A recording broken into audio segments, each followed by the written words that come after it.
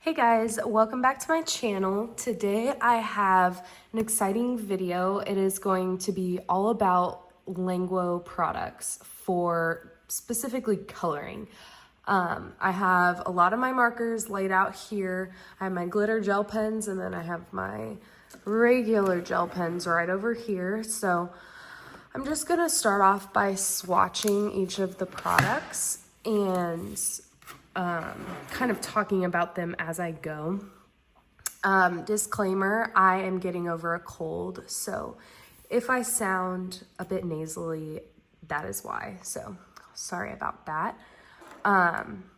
Okay, so Languo is a brand that has come out with a lot of good products in the past couple of years. I have obtained almost all of these this year, like in 2025. So I would say I have a good amount of experience with all of them. And I'll kind of tell you my thoughts as we go along. So the first one I have are the Languo gel pens. So the way that I purchased these was actually on SHEIN. I ordered the individual packets like this. I know they come in bigger, like bulkier collections where you don't have to buy the packs of 9, but that's just how they were available when I first started buying them. Once I bought all the packs, they came out with newer colors, and so that's why I still have these in their original like plastic packaging. But I know you can get them on SHEIN, where I got them, and then AliExpress, probably Temu. Pretty sure you can get them on Amazon. You just kind of have to shop around and see where they are the cheapest. So I'm going to start, let's do, I don't know what color to do. I might just hop around and do a bunch of different colors. So this is just like a reddy pink, but I number all of mine according to this TikToker that I found. I did the same like color range that she did. I also like putting tack on the end. I'm sure you guys have seen that. I have a video on these gel pens doing a color along. So if you want more info on those and how they actually color, look at that. But I take the caps off and put this tack so the ink can flow a little bit better. So I'm just gonna do a little swatch. Obviously, these gel pens are the most fine tip. I mean, they're gel pens, so they're gonna be great for details in your books. Specifically, I would say love stories and Grand Classiques Tome 11, if we're talking about Disney books. So here is the swatch. As you can see, it is very glossy and liquid for a while. I'm gonna set a timer and see how long this one takes to dry, because that's another question that I get a lot. So we'll kind of keep an eye on those, but I like the gel pens a lot, especially for those more detailed pictures, you know, pages in the Disney books where you really have to get in to those lines and, you know, fill them in, whereas other acrylic based markers and stuff are a little more difficult because the nibs are bigger or brush tips are just very tedious. I will say something that is annoying about these gel pens is, okay, this is a page that I'm currently working on, but if you can see right here, this is her skin. I have kept this book open, so there's not really a lot of opportunities for this to get scratched up, yet there are still like little smudges on her hand is where I did use the acrylic paint or use the Languo gel pens. So honestly, you just have to be really careful, but I did this green and you can tell it still looks really nice. There's a little scratch right there. It also picks up like oil from your fingertips. So I will say that is a downside of these Languo gel pens that are kind of causing me to come off the high of using them, because I don't like putting all of the effort into using them and then just getting scratched up unknowingly while I'm coloring. Like I said, if you were to close your book, then there would be a lot more scratches on them. So once you're done with the page and you don't seal it, then it's just gonna scratch up. I'm gonna do a whole other video on how I seal my Disney pages because of this. The Languo gel pens have kind of sent me down a rabbit hole, so that's kind of funny. Okay, so it has been over 2 minutes and you can see that this is still not dry. So if you're looking for something that dries quickly because you like to work in the same area and fill out like one small space, you just have to be careful when you're coloring and not putting your hand down. But overall, I really like these. I'm gonna still continue to use them. I love the color range. As you can see, this goes up to 195. So these are all 190s. So they have almost 200 shades of these, and I think that the shade range works really well with the Disney books. Really easy for me to use these colors and kind of find what I'm looking for. Okay, next we're gonna move on to the glitter pens. Now this is my most recent pickup, so I don't have a ton of experience using these. I got these off of, I think, SHEIN as well. I will put a link to where I got all of these products down below, or where you can get them if they're unavailable now, which can happen on SHEIN. But I got a 72 pack just because I did not think I needed more than that, honestly. Here is just the swatch sheet of all of the colors. So as you can see, very shiny, very shimmery. Color output on some of these honestly sucks, but a lot of the darker colors, like these purples, are really, really nice. So I'm going to take one of these to swatch. What I like using these for is princess dresses, like just adding a little bit of shine. I also like using them in my bookmarks for a little bit of pizzazz, just because the bookmarks are easy to put them in because you don't, like, I'm going off of my own creativity with the bookmarks, like these. I did the whole background glitter, so that was fun. Okay, so this is what the gel pens look like. The nib is a bit thicker on these glitter pens, which honestly is fine. Here's what it looks like on regular paper. I will say sometimes the glitter will come off a little bit onto the, like it'll transfer onto the rest of the sheet, but most of the time I don't really have issues. Okay, coming back to the gel pen, it has been over 5 minutes, so I'm just gonna test this to see. So yeah, no, it's completely dry, but it does smudge just because that's the nature of the pen. Like, it is completely dry, but it does transfer. So do with that what you will. This dries a lot quicker. Like I said, it does transfer, but this is less than a minute of dry time. So I think that's just because the paint in these pens is a little bit thinner. It's not as like thick of an acrylic paint like the gel pens are. So not a lot of info on these just because I haven't used them a ton, but I definitely suggest them. They're affordable. All of the Languo gel pens, whether they're glitter or not, are very affordable, and that's why I was drawn to them in the first place. Okay, next I would like to move on to these brush pens, which these were the first item that I actually picked up from Languo.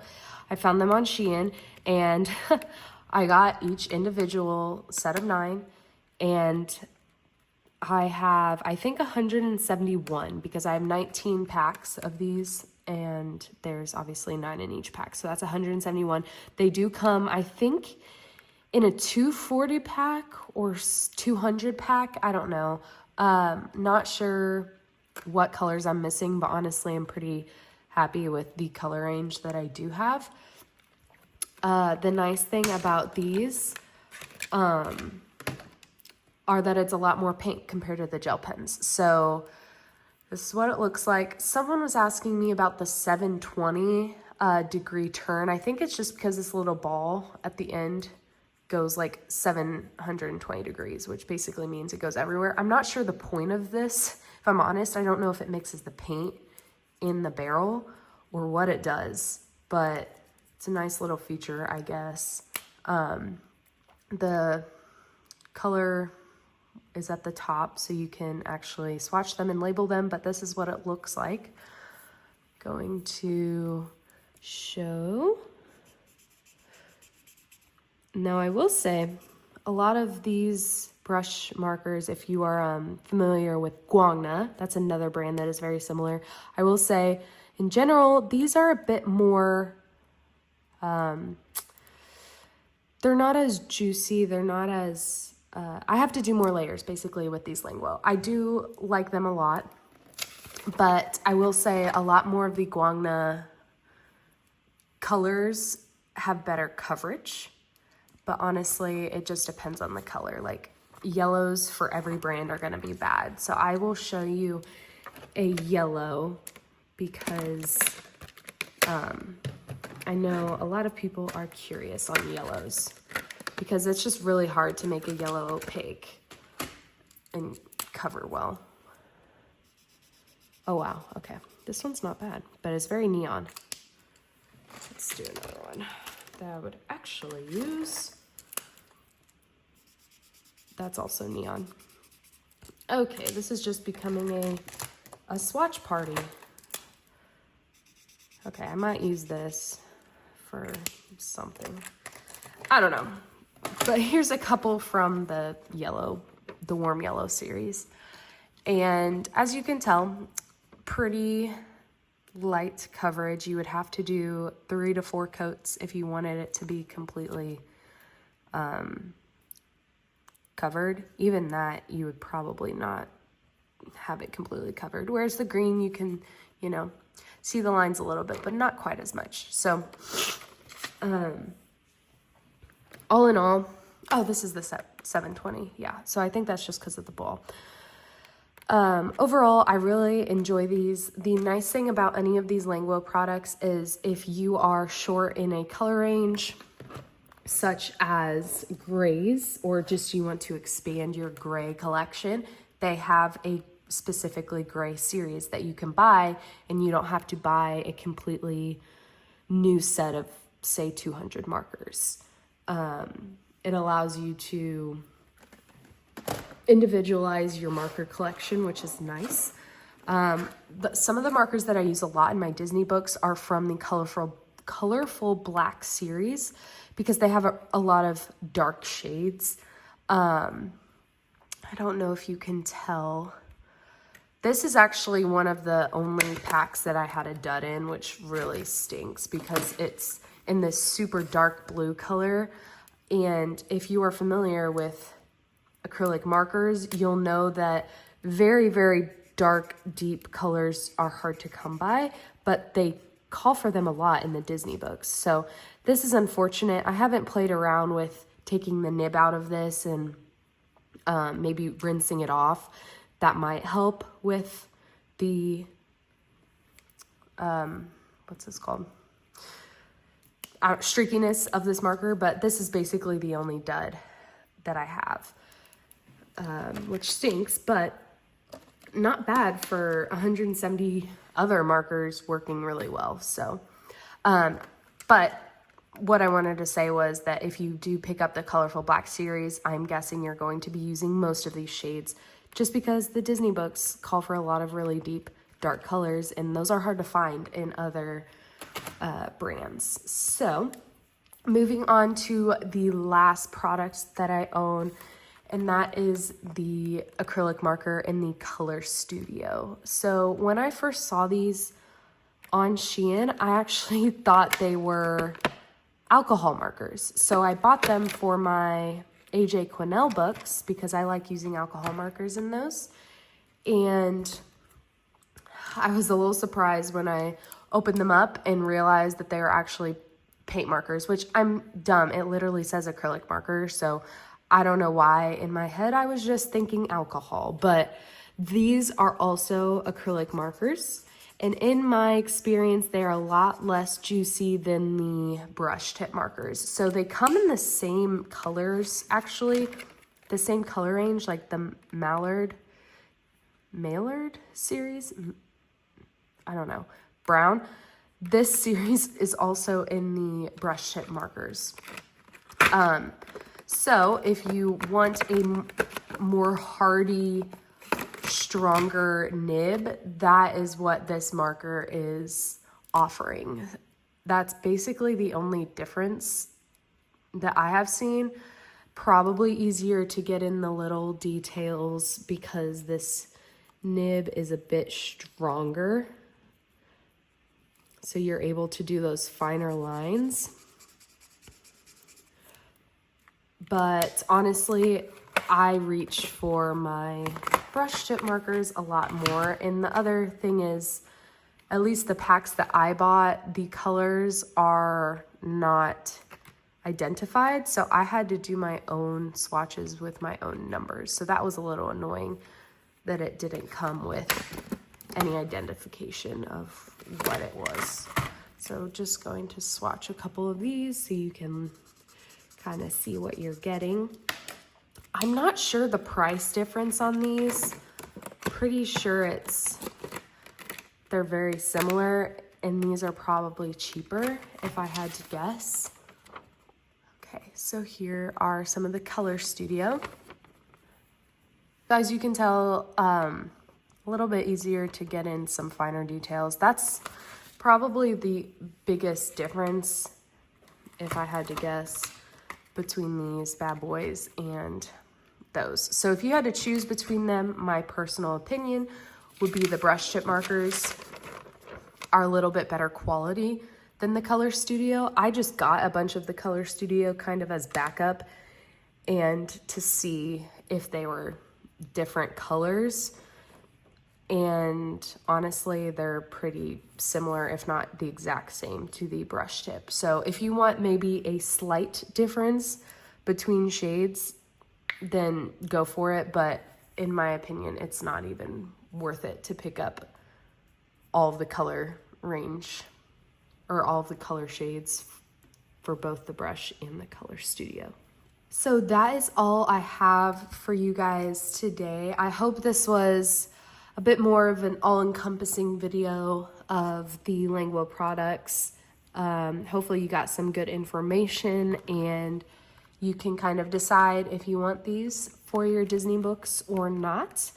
My personal opinion is that they are really good, affordable products that you can individualize your collection with. So getting specific series to enlarge your, say, greens, or if you need some finer details, getting more of the gel pens would be helpful for those smaller sections of a coloring page.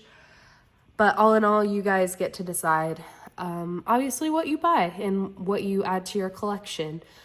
The Color Studio, in my opinion, is something that you can pass on because there are a lot better acrylic markers out there that have better color payoff, even the brush tip markers. The glitter pens are a fun addition and honestly pretty good quality compared to probably some other glitter gel pens on the market.